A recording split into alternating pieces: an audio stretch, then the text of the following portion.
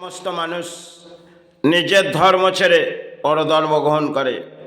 হয়তো তার মাতৃ তাকে জন্মগ্রহণ করালেন সনাতন ধর্মের মাঝে, আর তিনি চলে গেলেন কেউ ইসলামের মাঝে, আর কেউ যে কোনো ধর্মের মাঝে। আজকে সমাজে দেখবেন বহু মানব তারা এই ধর্মের মাঝে এসে যায়, কারণ সনাতন ধর্ম থেকে বহু মানুষ দেখবেন তারা কেউ খ্রিস্টান ধর্ম নিচ্ছেন আর কেউ ইসলাম নিচ্ছেন। যখন তার দেহ ত্যাগ হবে, কোন মাটিতে তার জায়গা হবে আর কোথায় তিনি সাহারা পাবে? তার মাতৃ এবং তার পিতা তাকে এই ভূমির মাঝে নাম দিলেন, আর তিনি এই নামের মাঝে রসন হলেন, কিন্তু যখন তার কায়া ত্যাগ হবে, তাতে কোন ধর্মের মাঝে তিনি যাবেন? এই মাটিতে।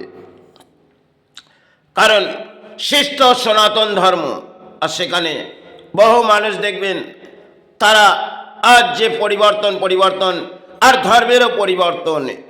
কারণ ধর্ম, আমাদের সনাতন ধর্ম এক সৃষ্টির আবির্ভাব, কিন্তু এই নামের মাঝে যদি আসি তাহলে দেখব ভারতবর্ষের বহু মানুষ তারা কেউ ইসলাম ধর্মে চলে গেলেন, আর কেউ বৌদ্ধ, কেউ খ্রিস্টান ধর্ম এ ধরনের দেখবেন। কারণ কিছু অর্থের লোভ লালসায় চলে যায়, আবার কিছু আত্মবৃত্তির মাঝে লাগে। কিন্তু যদি সে ধর্মের মাঝে এসেছি সেটাই না পালন করতে পারলাম, পরধর্ম আমি গ্রহণ করলাম, এটাই মানে এই কলিযুগের এক খেলা। জানবেন, প্রকৃতিতে আপনি মনুষ্য জন্ম করেছেন, তাতে দক্ষ দারিদ্রতা যাই থাকুক না কেন, আপনি আপনার ধর্মের আশ্রয় কাটান। জানবেন, এই মাটিতে যা পেয়েছেন সবই দান, সবই তেনার দান, আর তার সাহারা ছেড়ে দিয়ে এক সাহারার মাঝে চলে আসছেন। জানবেন, এই প্রকৃতিতে ঘটছে। এটা হয়তো কলির এক অংশের খেলাই হবে।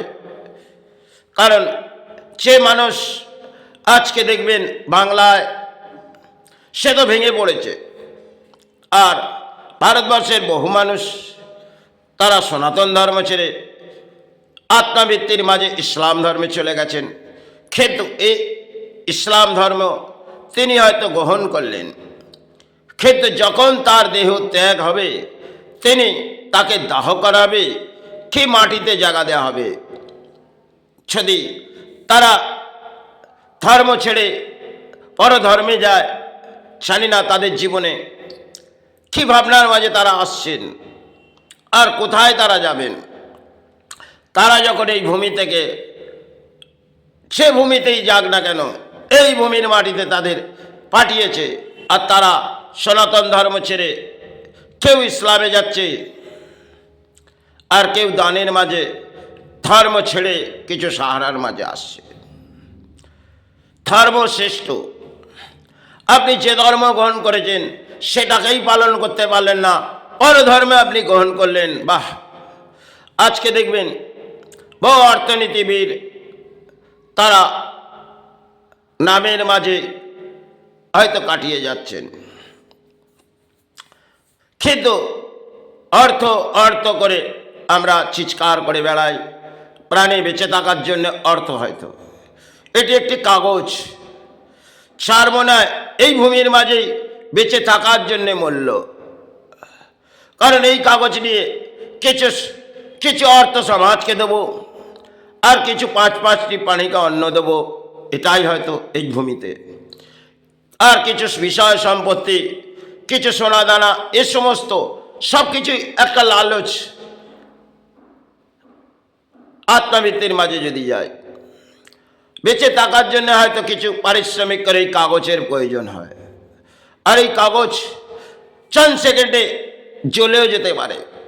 আপনি দেখুন, একটি কাগজ যার মূল্য এত, সারা দিন আপনি পরিশ্রম করলেন, খেতে কোথায় আপনার কাগজ চলে গেল, আপনার পকেট থেকে কিছু হারিয়ে গেলেন।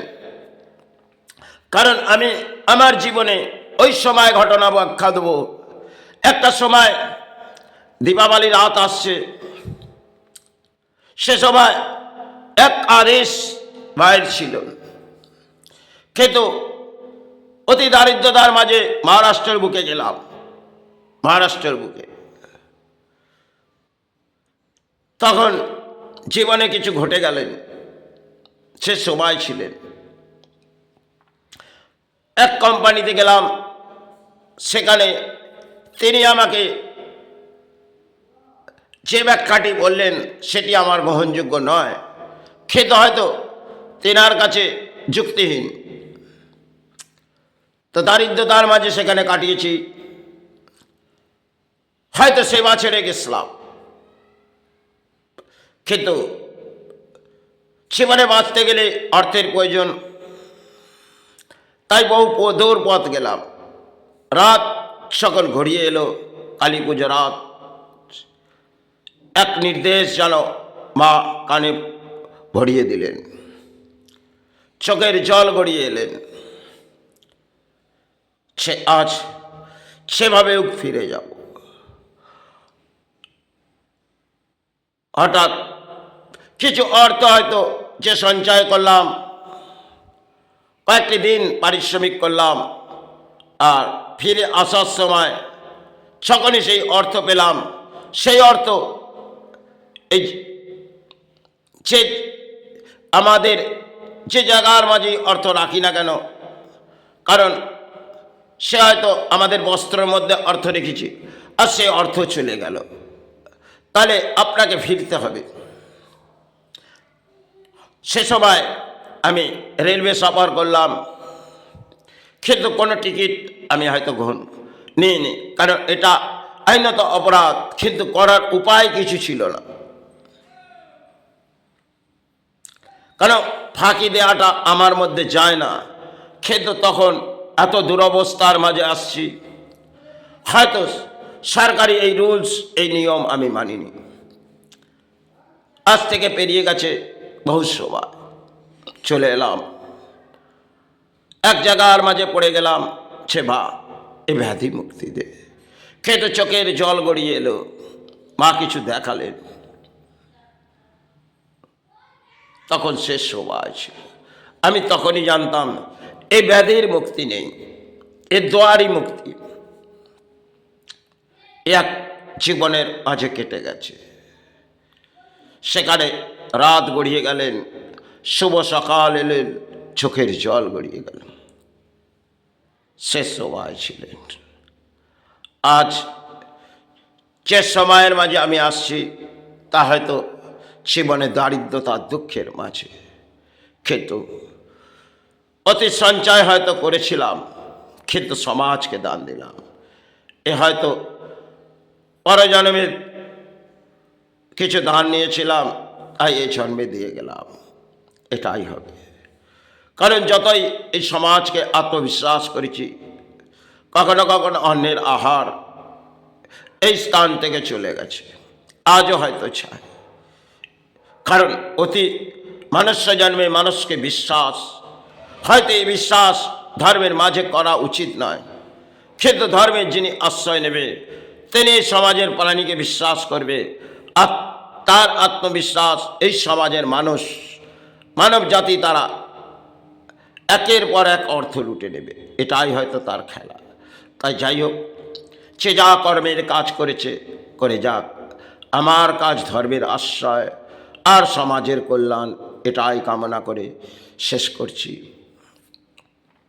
সকলে ভালো থাকবেন, মায়ের কামনা নেবেন, ঈশ্বরের সাহারায় বেঁচে থাকুন, এটাই কামনা জানায়, এটাই কামনা জানায়। সমস্ত গুরুকে আমি প্রণাম জানিয়ে মায়ের সেবায় আসি। তাই ঈশ্বরের সেবাই হচ্ছে পরম সেবা, আর এই সেবার মাঝে হয়তো এসেছি, ফিরে হয়তো যেতে হবে, সময় এসে গেছে, আর এই ভূমিতে হয়তো থাকার আমার ইচ্ছা নেই। তাই মা, ফিরিয়ে এনেছি চরণ। ফেরনা দান জীবনায়, এটাই বলে আমি সকলকার মঙ্গল কামনা জানিয়ে সেবা ছাড়ছি।